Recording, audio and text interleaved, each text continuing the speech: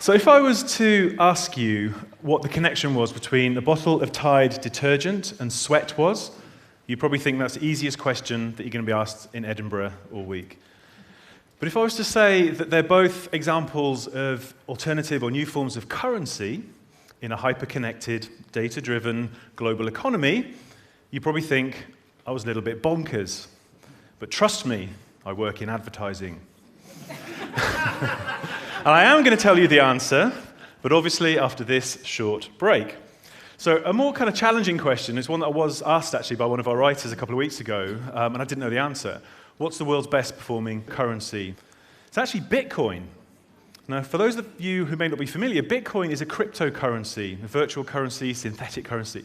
It was founded in 2008 by this anonymous programmer using the pseudonym Satoshi Nakamoto.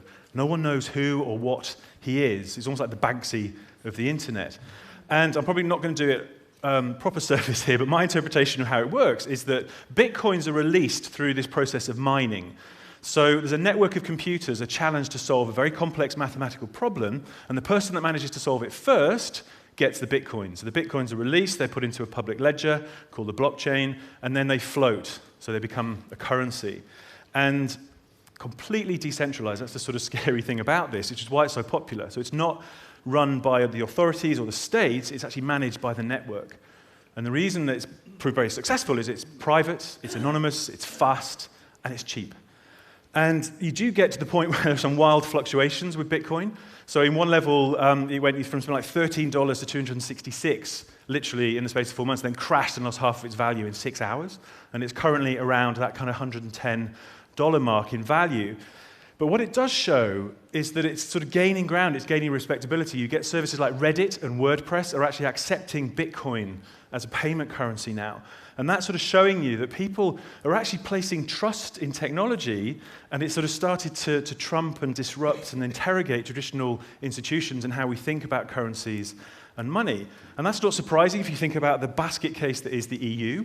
I think there was a Gallup survey out recently that said something like, in America, trust in banks is at an all-time low. It's something like 21%. And you can see here some photographs from London where Barclays sponsored the City Bike Scheme. And some activists have done some nice piece of guerrilla marketing here and doctored the slogans. Subprime peddling, Barclays takes you for a ride. These are the more polite ones I could share with you today. But you get the gist. So people have really started to sort of lose faith in institutions. And there's a PR company called Edelman that do this very kind of interesting survey every year, precisely around trust and what people are thinking. And this is a global survey, so these numbers are global. And what's interesting is that you can see that sort of hierarchy is kind of having a bit of a wobble, and it's all about heterarchical now. So people trust people like themselves more than they trust corporations and governments. And if you look at these figures for sort of the more developed markets like UK, Germany, and so on, they're actually much lower. And I find it sort of scary. People are actually trusting business people more than they're trusting governments and leaders. So what's starting to happen? If you think about money, if you sort of boil money down to an essence, it is literally just an expression of value, an agreed value. So what's happening now in the digital age is that we can sort of quantify value in lots of different ways and do it more easily. And sometimes the way that we quantify those values, it makes it kind of much easier to create new forms and valid forms of currency. In that context, you can see that networks like Bitcoin suddenly start to make a bit more sense.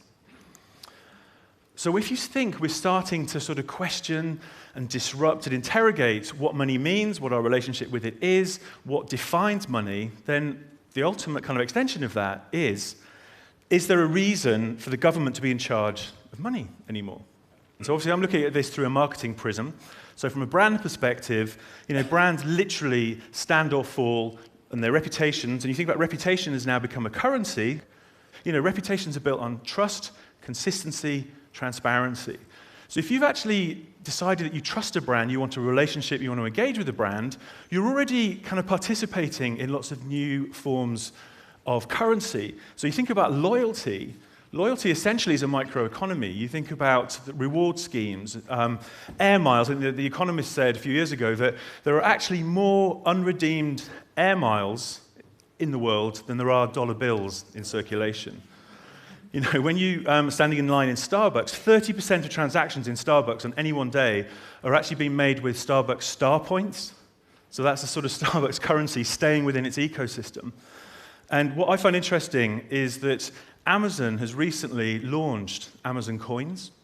So admittedly, it's a currency at the moment that's purely for the Kindle, so you can buy apps and make purchases within those apps. But you think about Amazon, you look at the trust barometer that I showed you, where people are starting to trust businesses, especially businesses that they believe in and trust, more than governments. So suddenly you start thinking, well, Amazon potentially could push this. It could become a natural extension that, as well as buying stuff, take it out of the Kindle, you could buy books, music, real-life products, appliances and goods and so on.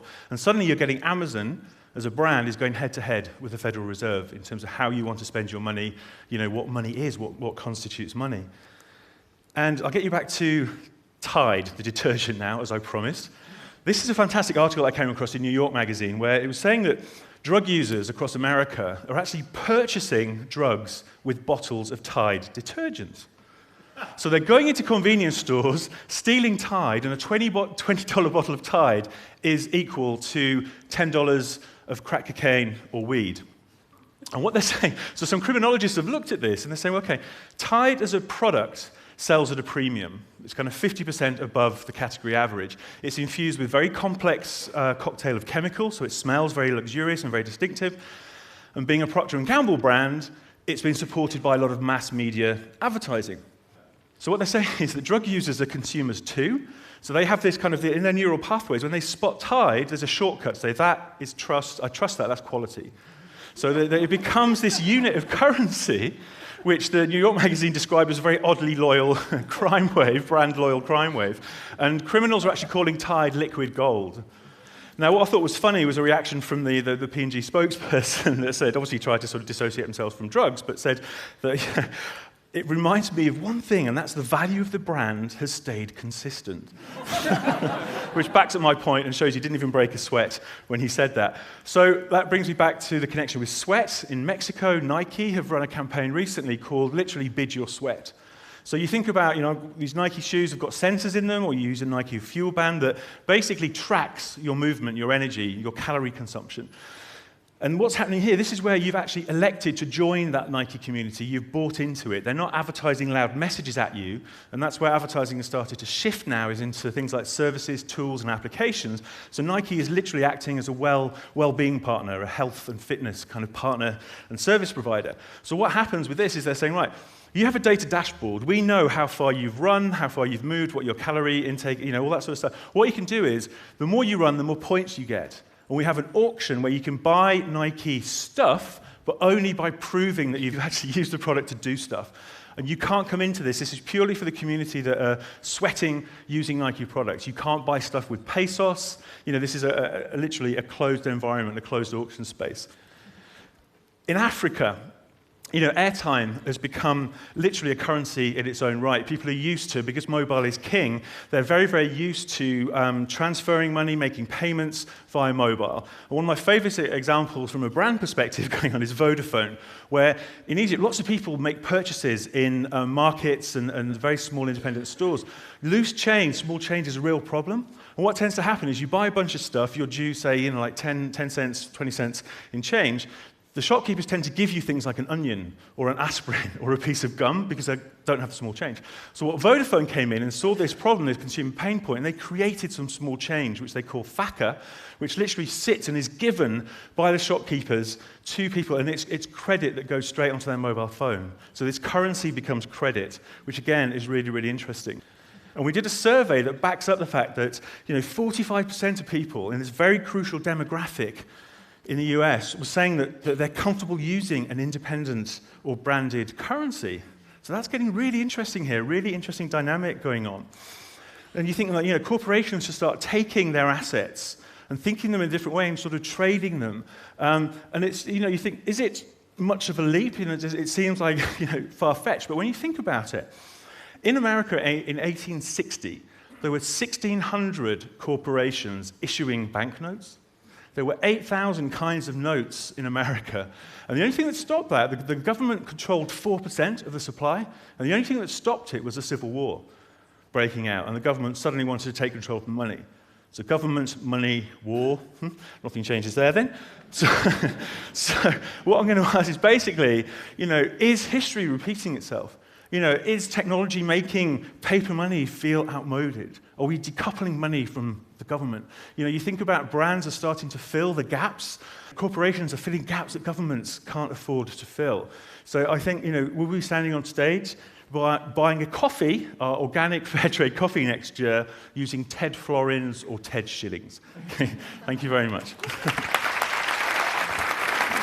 Thank you.